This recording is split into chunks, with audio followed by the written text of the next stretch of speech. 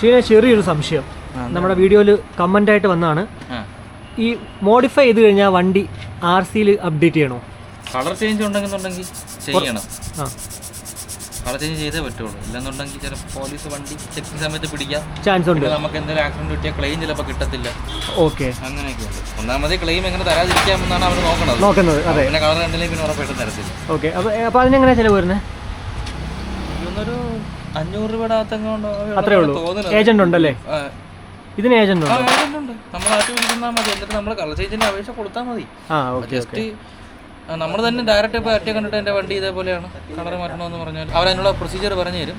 Paper വെള്ള paper എഴുതേണ്ടി വരും. എഴുതി ടീച്ചർ ചെയ്ത് വണ്ടിയുടെ ഇൻഷുറൻസ്, പൊല്യൂഷൻ, RC എല്ലാം വെച്ചിട്ട് ഒരു അപേക്ഷ കൊടുത്ത് കഴിയുമ്പോഴത്തേക്ക് നമ്മൾ റീടെസ്റ്റ് ചെയ്യുന്ന പോലെ തന്നെ അവർ വന്ന് വണ്ടി നോക്കും, ഡാറ്റ് പറയും, അതുകൊണ്ട് കാണിക്കുമ്പോഴത്തേക്ക് മാറ്റി തരും. അല്ല സ്റ്റിക്കർ വെച്ച് നമുക്കൊന്നും ചെയ്യാൻ പറ്റത്തില്ല.